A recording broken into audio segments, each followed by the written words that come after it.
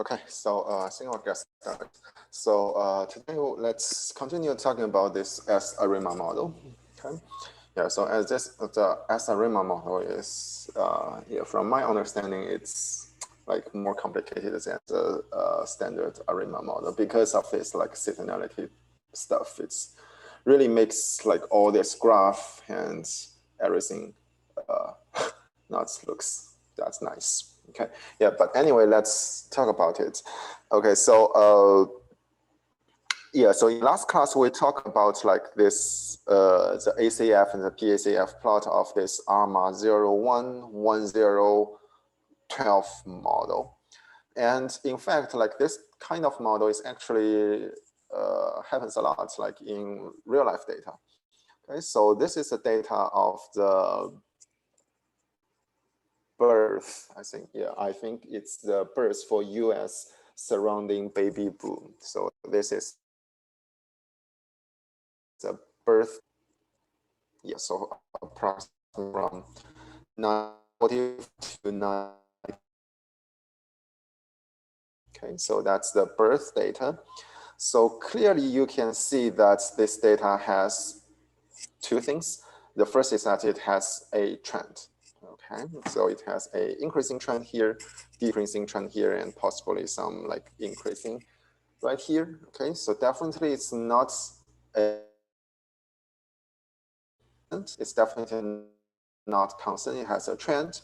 Okay, and moreover, you can see that it also has like this kind of like the seasonality pattern here. Okay, so we can do this ACF plot. And you can see that without transforming the data, the ACF decays very slowly, right? So after like, I think this is 48 lags, everything is out of the confidence interval, okay? Yeah, and moreover, you can notice that both of this ACF and this PACF has a seasonal pattern, right? You can see that in lag 1, it is right here. Then there, like for ACF plots, it has like this type of pattern. And again, for lag 2 to lag 1 to lag 2, another pattern similar to the one from lag 0 to lag 1. Yeah, and similar here. And also for the PACF plot, you can see that we notice like this very high bars, right?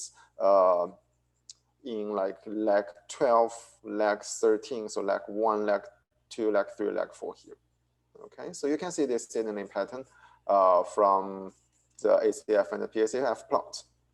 Okay, yeah, but more importantly, this ACF and especially this ACF plot tells us the model has some trend here. So the first thing that we want to do is to detrend this model, or detrend this time series, and this is the detrend time series.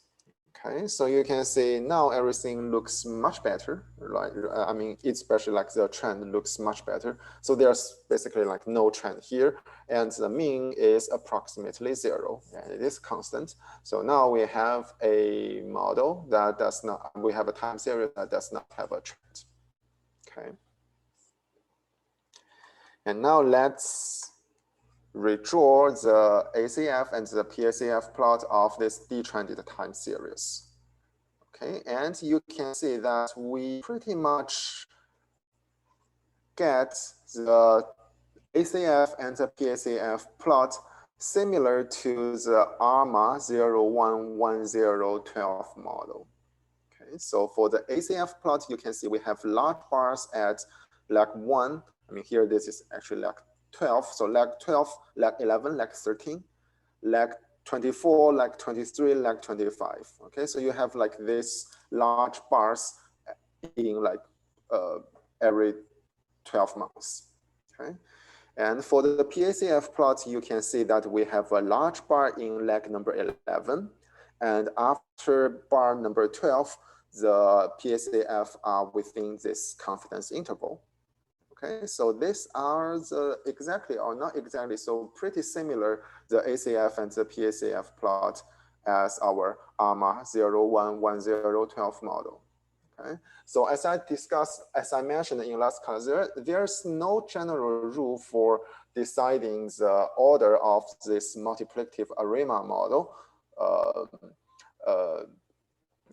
by just looking at the ACF and the PACF. Yeah, but I mean, a good way to decide the order of such model is to use the ACF and PACF of pure ARMA model as a starting point.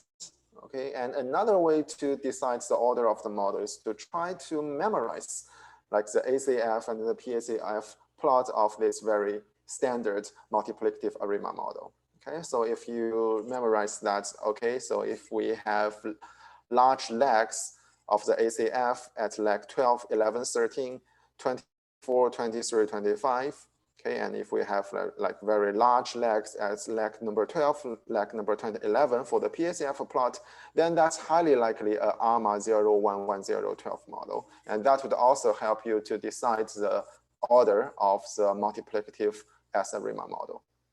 Okay, yeah, so this example just shows that this first time series has this, can use this ARMA 0, 1, 1, 0, 12 model to model it. Okay.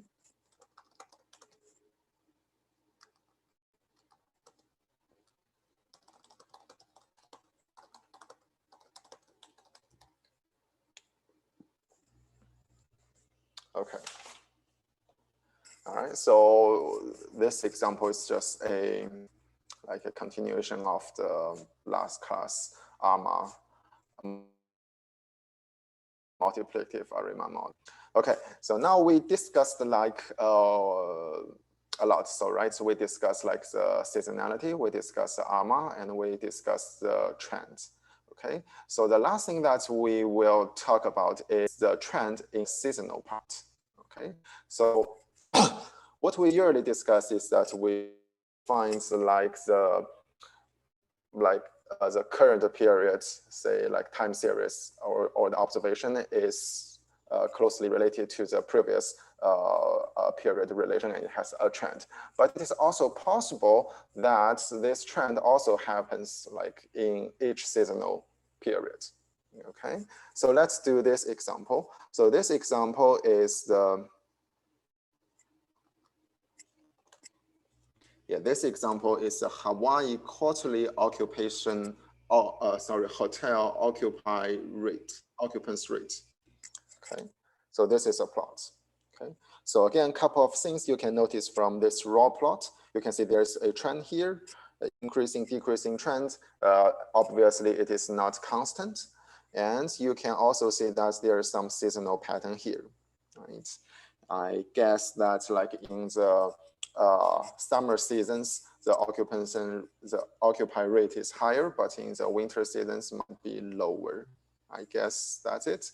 But anyway, so you can see that it is definitely not a constant, and it's not a constant, and you can also see the signaling pattern. Okay, so to verify our observation, let's first draw the ACF and the PACF plot of this time series on this raw data set. Okay, so what you notice here? So you notice that the ACF plot does not die very quickly. Okay, so we can see a lot of like large bars right here, around here. So that definitely says that our time series is not good. We need some transformation on that. Okay, so the first transformation we do is to take the first order difference, okay, to try to remove those trends. Okay, and this is what we got. Okay, so this is a raw plot of the first difference of the time series. So what you see from it? So you can see that we somewhat like remove the trends, right? The mean is constant, but you can see that we still have like this seasonal patterns here, right? So this time series is not random. We still have like this seasonal, you can see like this type of like seasonal decreasing, this is seasonal increasing and seasonal decreasing. Okay, so we still have this like seasonal patterns here. So let's check the ACF and the PACF plot to verify our observation. So if there's no seasonal trend, then the ACF and the PACF plot would die very quickly. However, once we plot the ACF and the PACF, you can easily notice that the ACF plot does not die very quickly. And you can see that it actually does not like come within this confidence interval even after, I think, like 20. So obviously not very good. And what causes this? So one possible reason causing this is that there is still some seasonal trend here. Okay, so which is from our observation by looking at this raw data set. Okay, so we can still see like this seasonal decreasing, increasing pattern here. Okay, so what we do now is to detrend these seasonal patterns, or detrend these seasonal patterns, and this is what we do. Okay, so let me talk a little bit about like this code here. Okay, so this code is that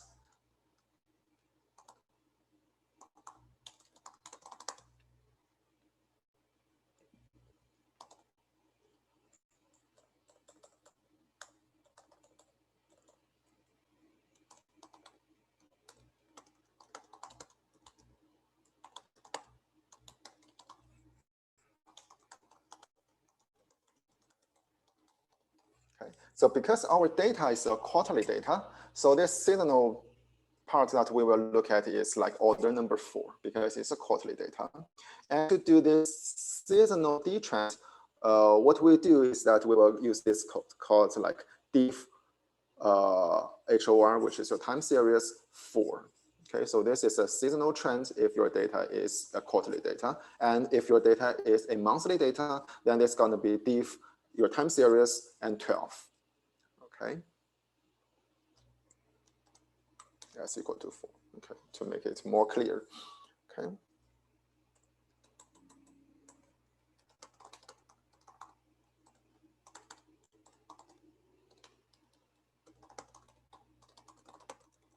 Okay, and after that, we then do the different one more time. Okay, that is to detrend the linear patterns. Okay. Yeah, so there are 2 detrending here. One is to detrend the seasonal part, and the other is just to detrend like this regular trends.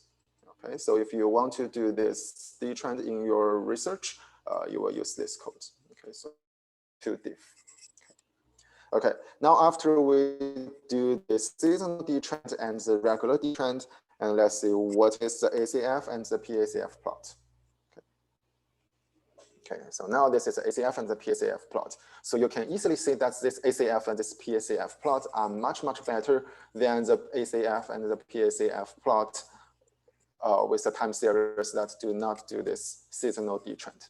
Okay, so you can see this ACF go within this confidence interval very quickly, and similar things happens to the PACF plot. Okay, so that means now our time series is good for estimate. Okay.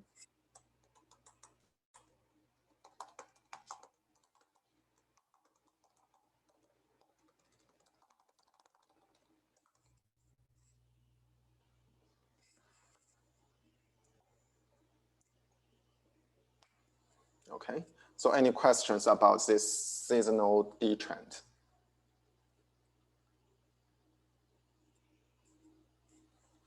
Okay. Yeah, so the general rule is similar to the ARMA model. We plot the raw data, we look at it, and if it's a trend, detrend it, and if there is a seasonal trend, we seasonal detrend it. And after that, we will redraw the data, and we will use the ACF and the PACF plot to decide whether our new transformed data is good to estimate or not good to estimate, or we need like more transformations. Okay.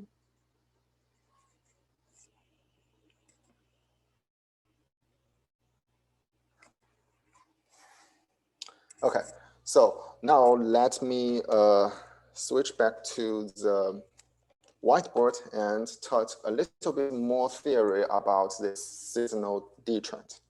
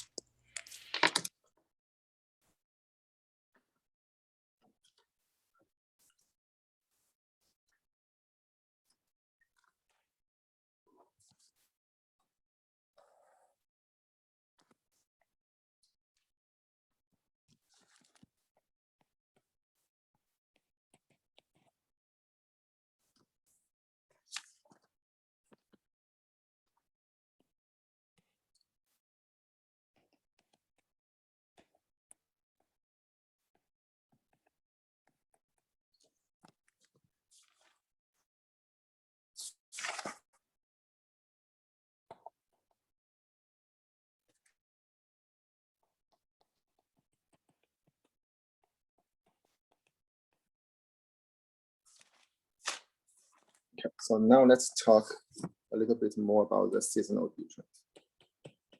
And then we will combine everything together to have our final model. Okay, so seasonal detrend. Okay, so let's first talk about an example. So this is our time series, xt equal to xt minus 1 plus st plus wt. Okay, so this xt consists of 3 parts. The first is that xt plus xt minus 1. And the second part is this st. This is the seasonal part.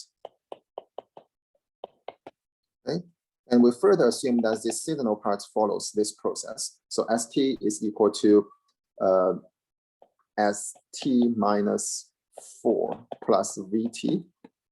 Okay, so we will use this like representation for the quarterly data.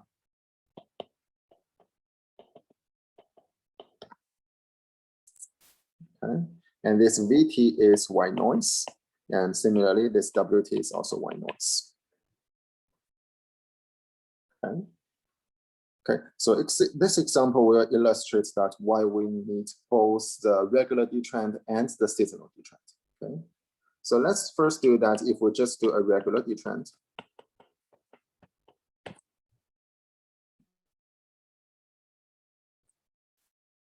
So which is xt minus 1. If we just do this detrend, what time series we will got? Okay, so this is easy. Just move the xt minus 1 to the left-hand side. This is st plus wt. So you can easily observe that the seasonal part is still here. So that means this model, this time series is not stationary, which is the time series that we actually do not want. Okay, we want a stationary time series for our analysis. Okay. And let's see, what if we just do a seasonal detrend? Okay, so what is a seasonal detrend?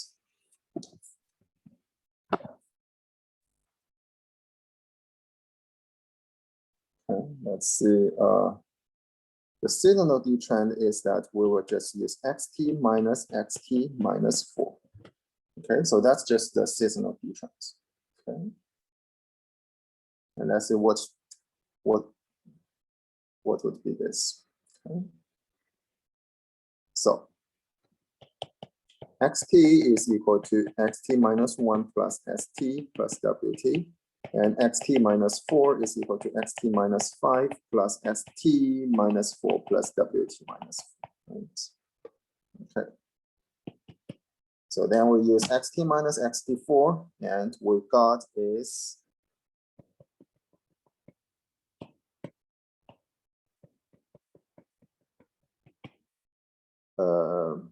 xt minus 1 minus xt minus 5 plus st minus 4 plus wt minus 4. Okay.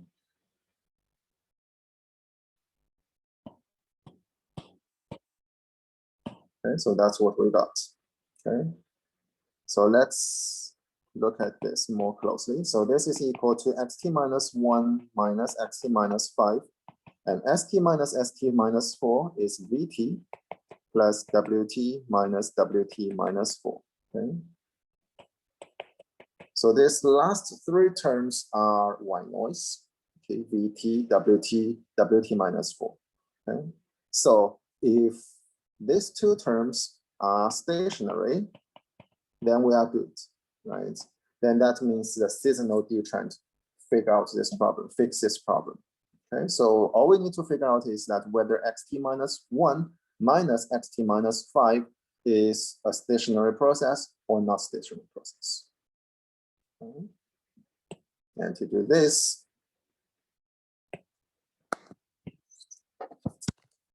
we will use like this plus minus trick. Okay, so xt minus 1 minus xt minus 5. This equal to xt minus 1 minus xt minus 2 plus xt minus 2 minus xt minus 3 plus 4, right? Xt minus 4 minus xt minus 5. Okay. And what is this? This is equal to st minus 1 plus wt minus 1. And this st minus 2, wt minus 2, st minus 3, wt minus 3. Last term, st minus 4, wt minus 4. Okay, so let's reorder these terms.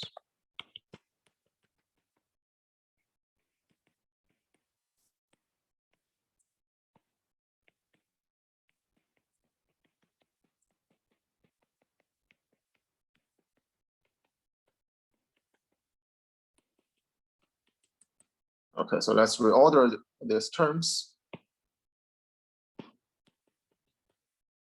The last 4 terms are white noises, but unfortunately, the first 4 terms are seasonal terms, not stationary.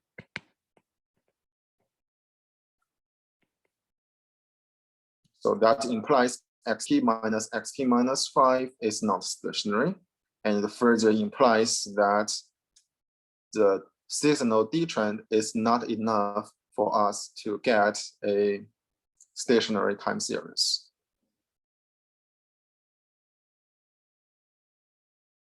Okay. And now let's do the regular D-trend and seasonal D-trend together.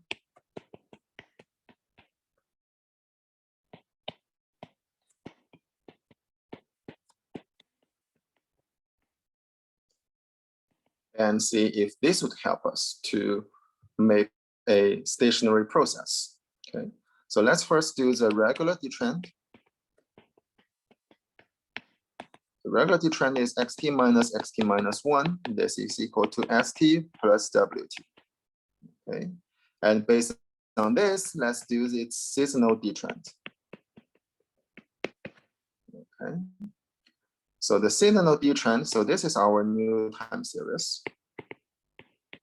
It's a D-trended time series. And now let's do the seasonal D-trend is xt minus 1 minus xt minus 4 minus xt minus 5. Okay. This is our new regular D-trend and seasonal D-trend time series.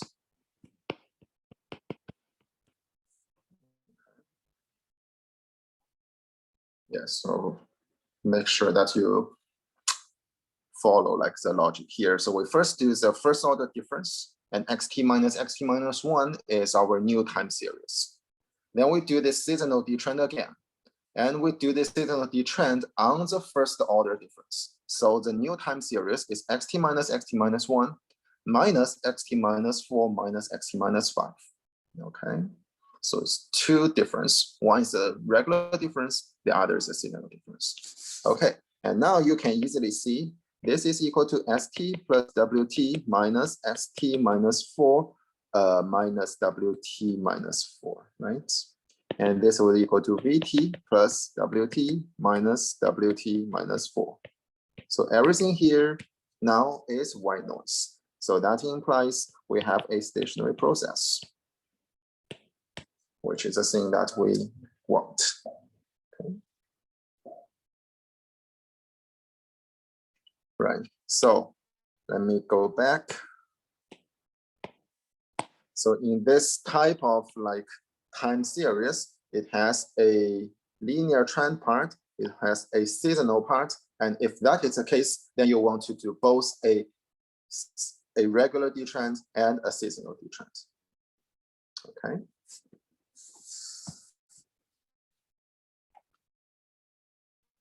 All right.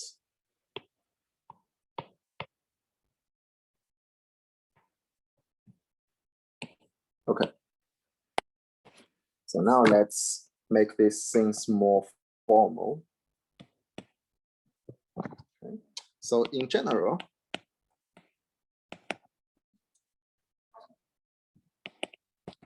if you find your ACF decays slowly after your first or maybe second order difference, and it decays slowly after, at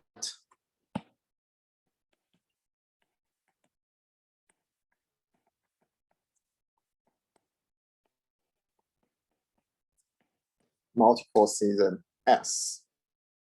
Okay, so it decays slowly, and you also find like those seasonal patterns in the ACF plot. Then that means you perhaps want to do some seasonal detrend.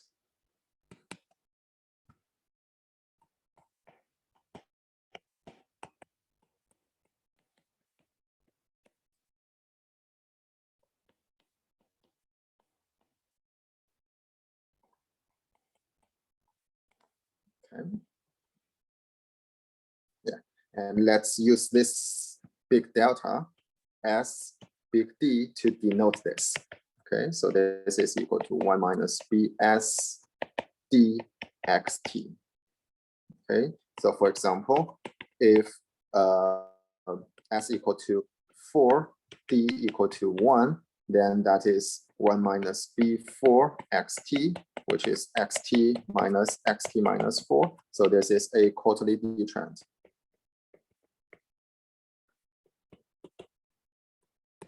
Yeah. And moreover, let's say if S equal to 4, D equal to 2. Okay, then that is 1 minus B4 to the power 2 xt. Okay. Yeah, then that is 1 minus 2B4 plus B8 xt. Okay, so that's like a double detrend, okay, on the quarterly data.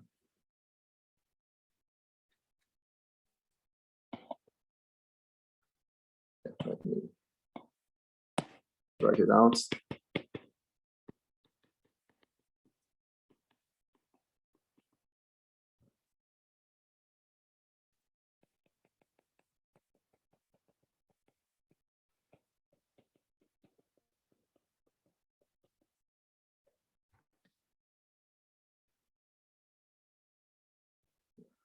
This.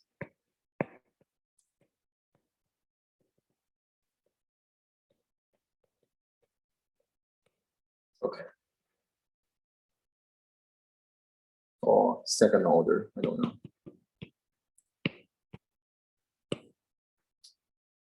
Okay, so everything like this detrend here is similar to the regular detrends. The difference is that we have this S here.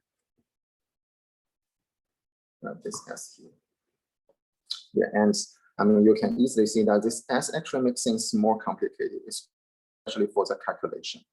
Okay, because we're now doing like xt minus 1, xt minus 2. We're not doing like xt minus 12, xt minus 24.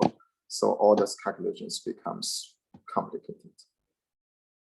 Okay, so that's a seasonal detrend. And now we want to combine everything together and have our this very, very strong and very, very large model. Okay? So definition. This is the multiplicative seasonal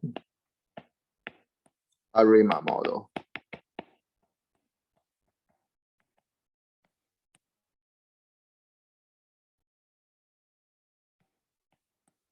So this model can cover a lot of like time series. Okay, and it would be written in this way. Okay, so let's just combine what's all we learned previously together. Okay, so phi p bs small phi b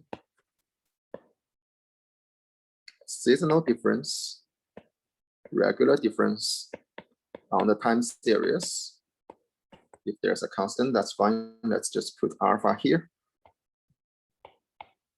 Seasonal MA, regular MA, WT.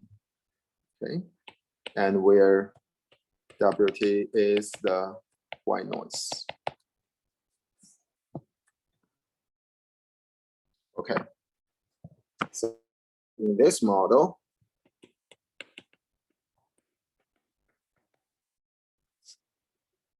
the regular part is B delta D theta, theta Q, sorry. This is not correct. This is theta Q BS.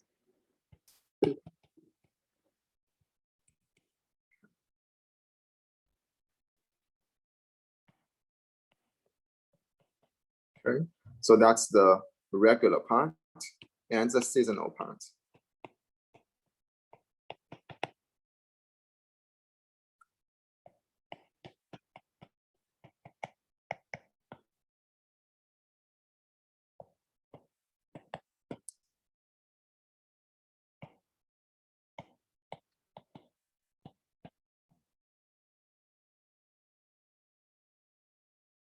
Okay. And this is our lemma PDQ times PDQS model.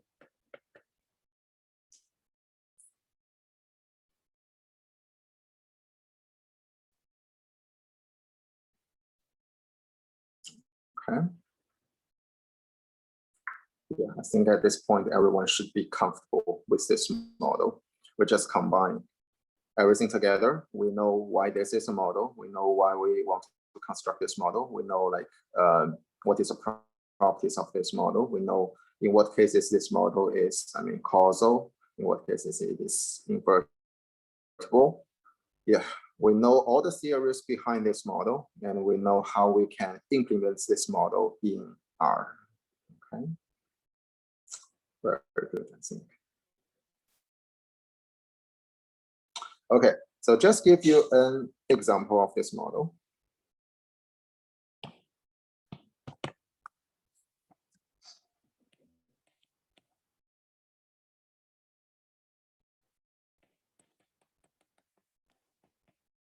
Let's do this equation. So 0, 1, 1 times 0, 1, 1, 12. Okay. So this is a MA1, MA1, 12 model.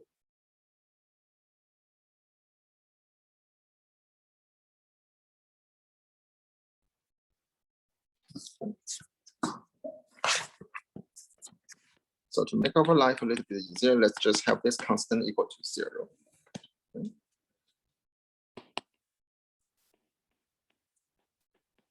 Then our model becomes this.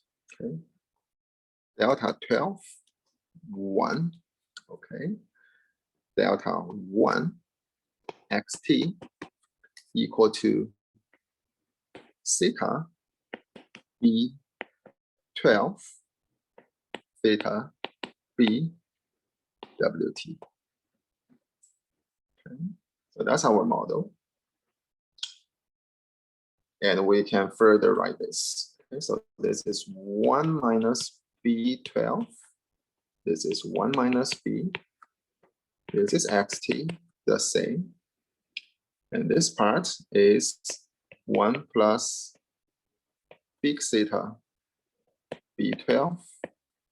And this is 1 plus theta B WT.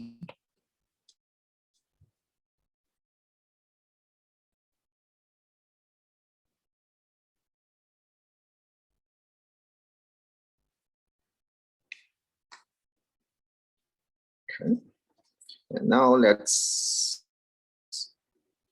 expand this. So this part is equal to 1 minus B minus B12 plus B13 xt. And this part is 1 plus theta B plus big theta B12 plus theta big theta B13 WT. Okay. And this will be equal to xt minus 1 minus xt minus 12 plus xt minus 13 and equal to WT plus theta WT minus 1 plus big theta WT minus 12 plus small theta big theta WT minus 13. Okay. Yeah, and you can now write this as a more easy to understand model.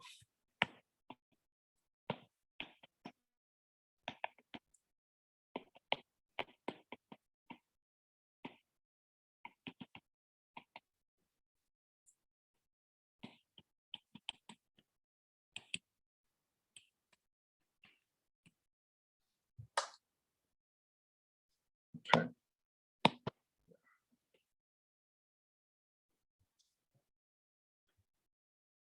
Right. So the key point here is this coefficient. Okay.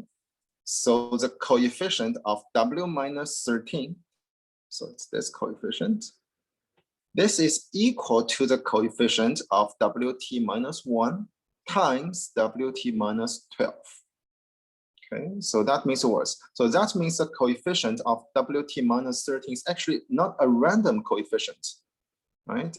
It is equal to one coefficient times another coefficient. Okay. That means in your data generating process, or I mean in your estimation, you need to be very careful. Okay, so some of the coefficient in this multiplicative S-ARIMA model is actually not random. It is actually fixed. Okay, so I mean, not fixed. So once you determine other coefficients, then those coefficients would be determined as well. Okay, so this is very, very important, especially in your data generating process. You cannot like freely choose. So for example, you cannot freely choose the coefficient of WT minus 13. Okay. Yeah. Yeah, you can also imagine this to be also true. If definitely be true if you have like this seasonal part, right? It's always there.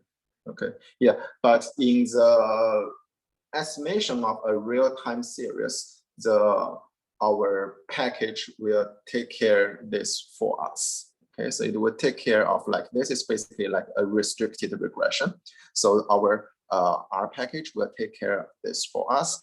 But I mean, in your data generating process, if you want to generate a data set for like, for example, for this ARIMA 0110112 model, the coefficient you choose for WT minus 13 is actually not free. Okay.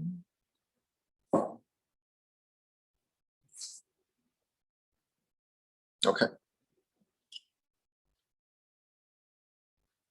Okay, so that's a series. That's basically the series for the multiplicative S-ARIMA model. Any questions?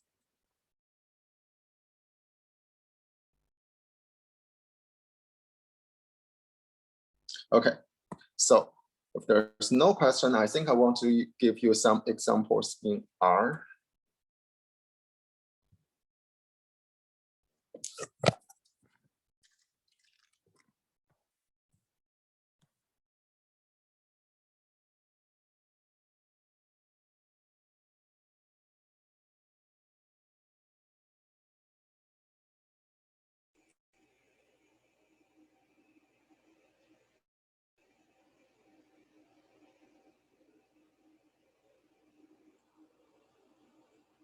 Okay, let me switch here.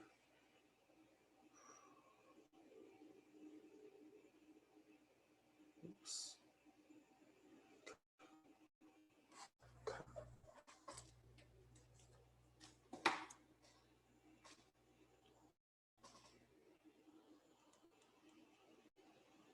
Okay, so I want to give you some examples in, oops.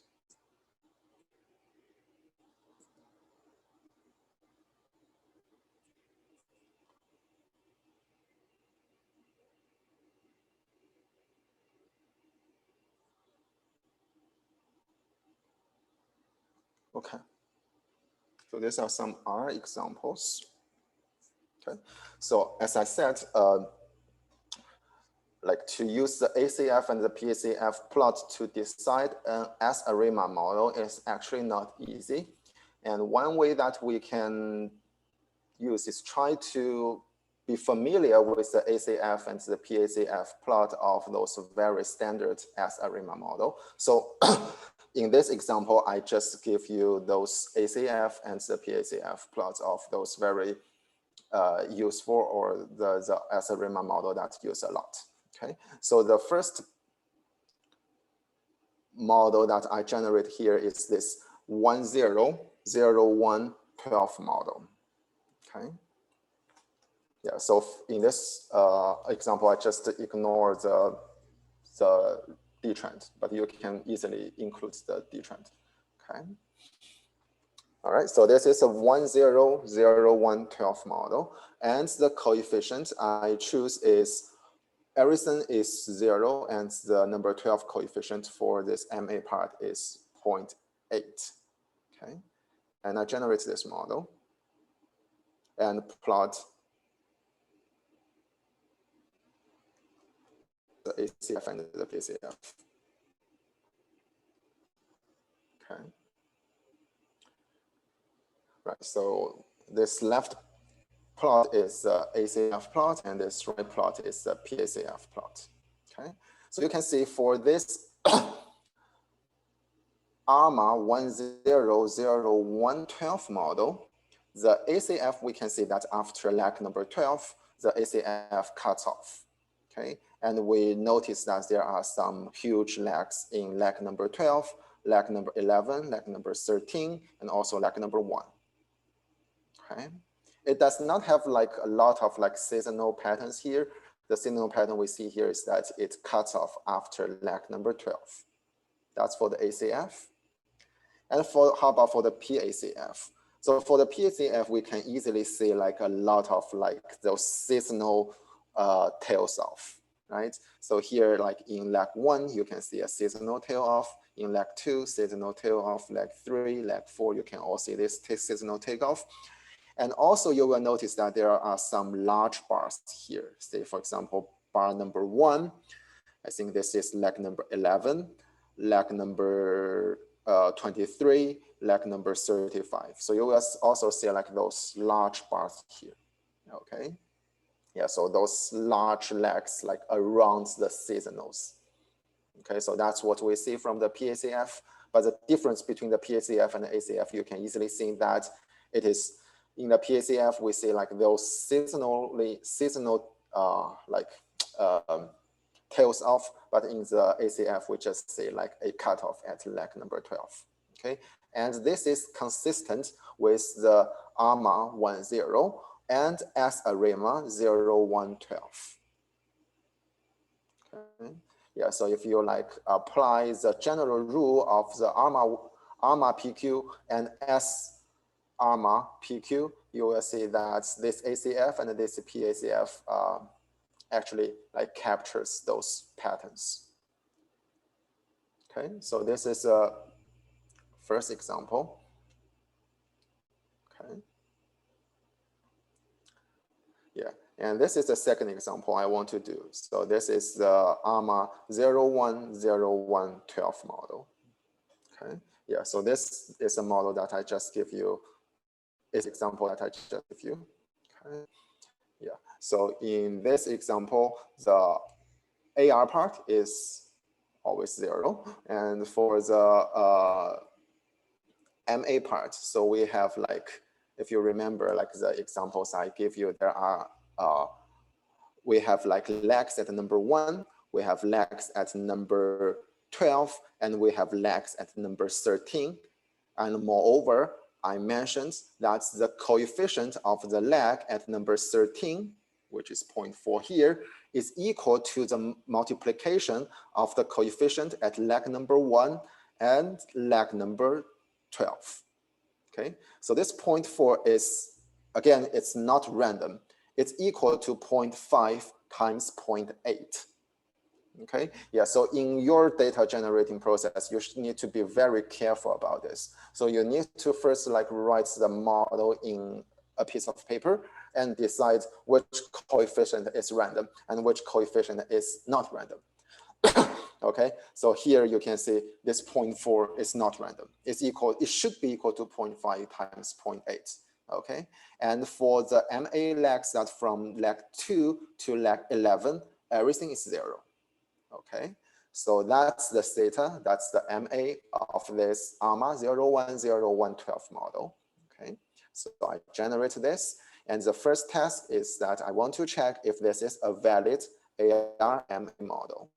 Okay, so to do this, I try to write this ARMA model to a infinity AR infinity representation, and I check if the coefficient converge to 0. And you can easily see that the coefficient converges to 0 in a seasonal way. Okay, so you can see there are some non-zero coefficient here, some non-zero coefficient here, non-zero coefficient here. Okay, so they just appear in a seasonal pattern and they decreases over time. Okay. So again, I mean, so this suggests this is a valid, I think this is a valid invertible model. And now let's check whether this is a valid causal model. I try to write it as a MA infinity representation. And of course, this would be definitely be a invertible, a causal model. Everything after leg 1 is equal to 0. Okay, so that definitely means it converges to 0. Okay, so this model, this data generating process is good. Okay, and let me write it down. We need to make sure leg 13 coefficient is equal to leg 1 coefficient times leg 12 coefficient. Yeah, that's the key point here. Okay. All right. So then we will generate this time series and plot its ACF and the PACF plot. Okay. So that's the ACF and the PACF plot. Okay. Right. Yeah. So what you can see here. So you can see that the ACF cuts off at leg 1 and leg 12. Okay. And we also see some large legs in leg number 11, leg number 13. And for the PACF plot, we see like this tails of seasonal tails of pattern, right? Yeah. Yeah, and also you will see some like large legs in leg number 11, leg number 23, and leg number 35. Okay. Yeah, and those large legs is again due to like those interactions between the seasonal part and the non-seasonal part. And that's why the PACF plot and the ACF plot are not that easy to read as compared to the pure ARMA model or the pure seasonal ARMA model. Yeah. It's not very easy to see. Yeah, but anyway, the exercises here or the examples here that I give is try to help you to see like what is the standard ACF and the PACF plot of those very standards as a multiplicative seasonal ARMA model. Okay, and I and I leave this as an access for yourself. Okay, so I want you to try this ARMA 101012 model by yourself. Okay, so I want you to give it some coefficient and be careful that the coefficient, the leg 13 coefficient, gonna be equal to leg 1 coefficient times leg 12 coefficient. Okay, just exactly as what I did here. The leg 13 coefficient is equal to leg 1 times leg 12, and you can check it yourself that this is true. Okay, And then I also want you to check like the coefficients that you give would lead a causal and invertible model. And this is what I did here. Okay, so I will use this ARMA to AR and ARMA to MA code to decide whether the data generating process you have is a valid ARMA model. Okay, and after that, if your model is a valid ARMA model and make sure that your lag 13 coefficient is equal to lag 1 times lag 12, then I want you to plot the ACF and the PACF plot. Yeah, just exactly as I did here. Okay, and see like what you can see from the ACF and what you can see from the PACF plots. Okay, and also maybe compare those ACF plot and the PACF plot with other seasonal ARIMA model. Okay. Yeah. Any questions here? So yeah, again, I want to say that to identify the S-ARIMA model, the multiplicative S-ARIMA model is not very easy. You need some like background knowledge about the ACF and the PACF plot to find the correct model. Yeah. And for those of you who have like those seasonal patterns in your part 1 of your research project, I like part 2 you will do this stuff. Okay, but I think it'd be very interesting. Okay, so any questions? Okay, so if there's no question, I think I want to talk an example. Okay, so let's first talk this example from the BK textbook. And next class, we will use R to run some other examples. Okay, so this BK example is this international airline passengers data example. So in maybe the 2 classes ago, we discussed that this raw data, we see that there is a trend and there's also a seasonal trend. And we also find like the variance of the data is not a homoscedasticity. Okay, so from our early class, we know that we want to do this log transformation to have a homoscedasticity data. And we also want to do this first order difference. Okay. All right, so that's basically summarizes what we discussed. So we find like there are 2 relationships going on simultaneously. So first is that there's between observations for successive months within the same year.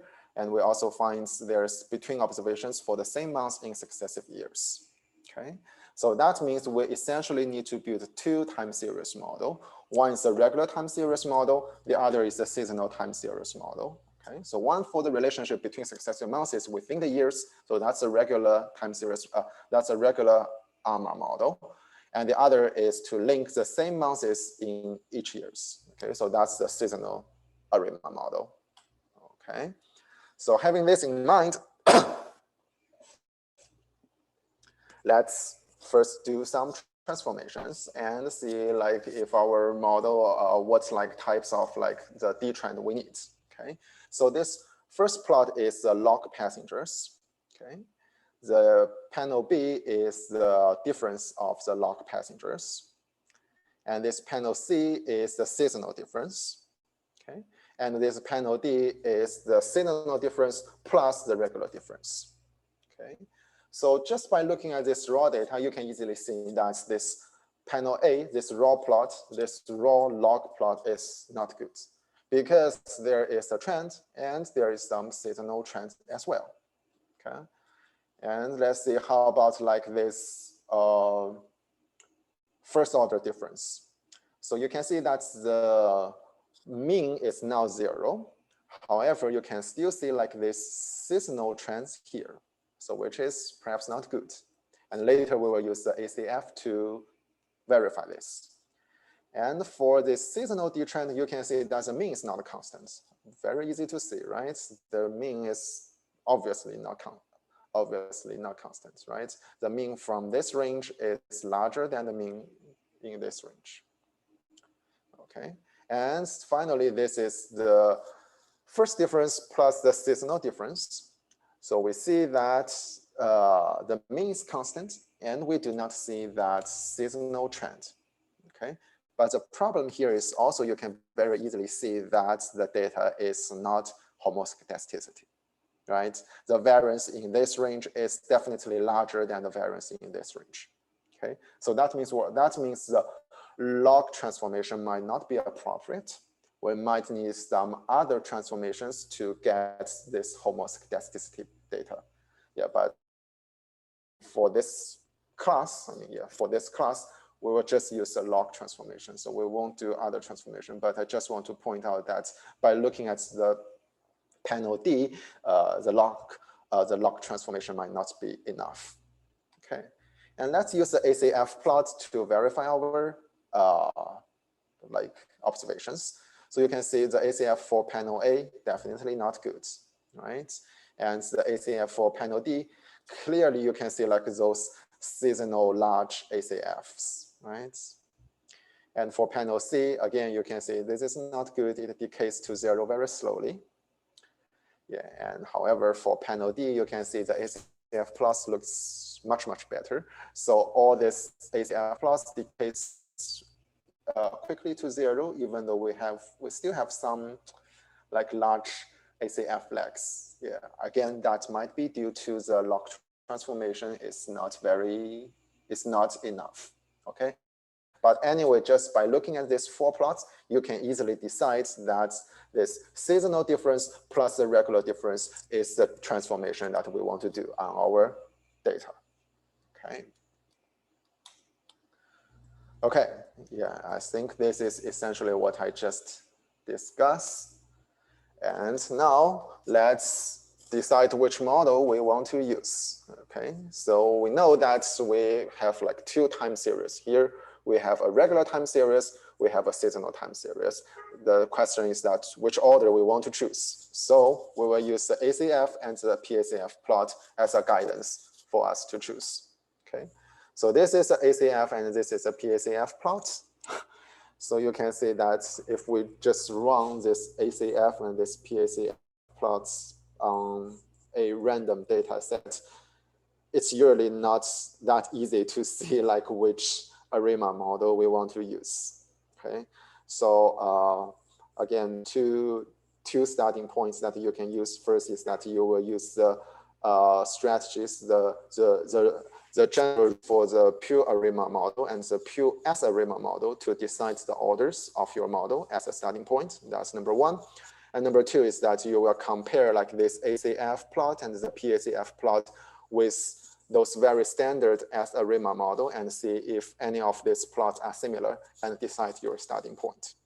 Okay, yeah, and this textbook says that, yeah, they do some like observations and arguments, and they say that they will use this model. So 0, 1, 1, 0, 1, 1, 12. Okay, so it's ARIMA 0, 1, 1, 0, 1, 1, 12 model as their starting point model. Okay, so we know we will do the difference 1, the regular difference and the seasonal difference. So basically their model is a MA1 model and an MA112 model. And I strongly recommend you to run those MA1 and MA112 model and like plot the ACF plot and the PACF plot. And you can compare it with this ACF plot and the PACF plot. And you will see that they have some similarities, okay? Okay, so that's why the textbook uses this ARIMA 0, 1, 1, 0, 1, 1, 12 model as their starting point, and they fit their model. Let's see the results, okay? Yeah, so the coefficient of the MA1 and the seasonality MA1, both of them are statistically significant, which is very good. And again, do not try to interpret this coefficient, okay? So this coefficient has those dynamics. So interpreting those coefficients as a cross-sectional data model is not correct, okay? So in your report, just tell me those coefficients. What's the number of those coefficients?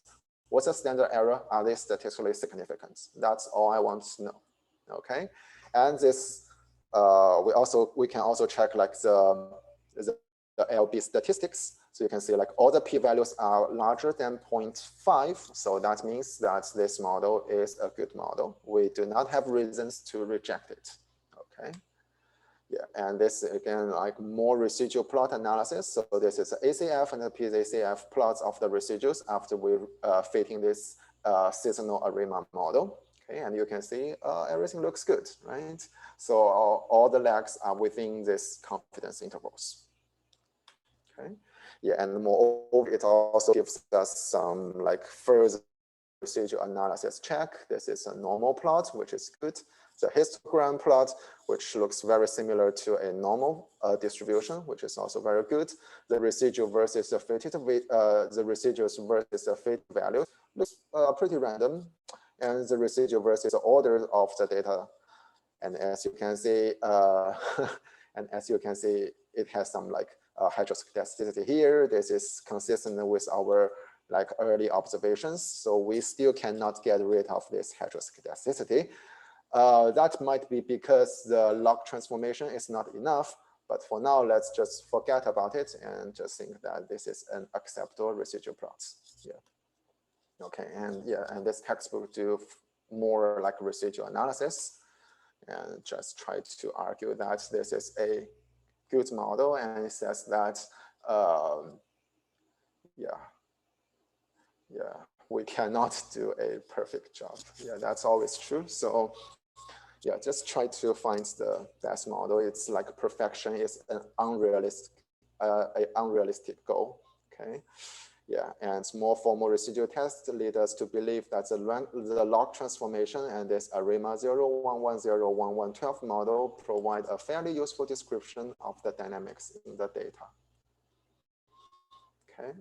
Yeah, I mean, like in your research analysis, I think just running a 0110112 model, even though like this residual plots, this coefficients, this LB statistics are good, but that might not be enough. Okay, so I want you to do more, like to fit more data and do more data selection. So for example, if I increase the order there of this 011 to 012, and I find that my AIC decreases, that might suggest that this 012 model is better than this 011 model. Okay, so you can use like the information criteria to decide like which model you want. Okay, so even though like this 011 model looks perfect, but I still want you to do like more model selection process. Okay, yeah, but I mean in this textbook, I think this example, the textbook gives just do this very, very, just do like one-step selection. Okay, but anyway, and some model that they have, finally, we can use this model to do some forecasting. Okay, the general rule of the forecasting of this seasonal ARIMA model is exactly the same as the non-seasonal model. Okay, so we can like write it out, and we can predict the future error. We can predict the future values, and for the previous values, we will just like replace it by the predicted ones. Yeah, the general rules are exactly the same. And in our R, we have the code to do that.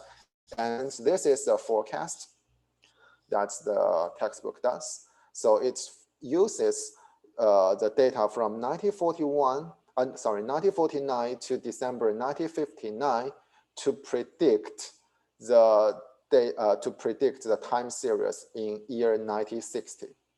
Okay, and this is what they got.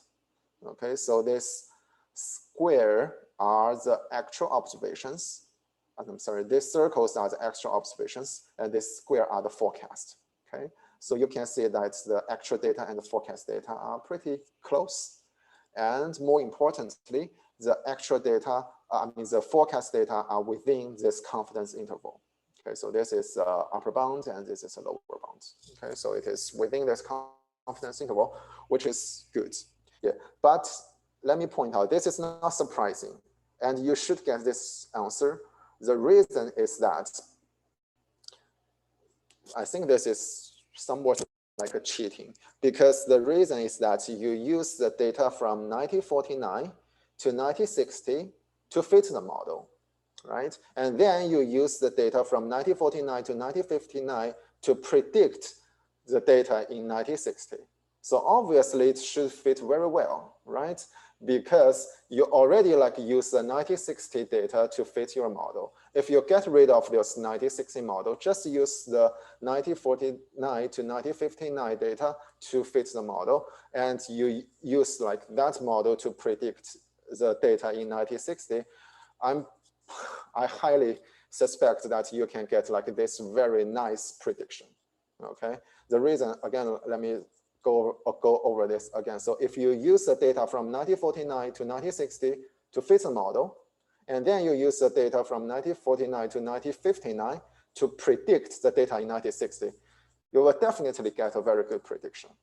Okay, but however, if you want to do some out of sample prediction, highly likely that you won't get this very, very nice graph. Okay, yeah, but anyway, in your research, if you think that the forecasting is important, I think you can do some forecast and give me some like verbal interpretations. So maybe tell me that, okay, after year 1959, I predict that in year 1960, I will still have like this seasonal pattern. The airline passengers in months July and months August would be the largest. Yeah, just give me some interpretations and tell me like why this is important. Okay, I think that's enough. Okay, yeah, finally this is because this is like the log forecast and the textbook just transforms this to a level forecast. And it again shows that this actual forecast is the actual observation is very close to the forecast observation. Okay, not surprising because in this log data set, the actual observation is close to the forecast observation. Okay, so any questions on this example? Yeah, so just go over it again. So I think you guys are very, very familiar with this residual analysis, with this coefficient, with this LB statistics. The hard part of this S-ARIMA model is to find the order of this S-ARIMA model by looking at the ACF and the PACF plots. Okay, so just I mean, in your analysis, please make sure that you give me the details of why you choose this, why you choose the orders of your S-ARIMA model by looking at the ACF and the PACF plots. That's the thing that I really want to see in your final report. Okay. Okay. So any questions?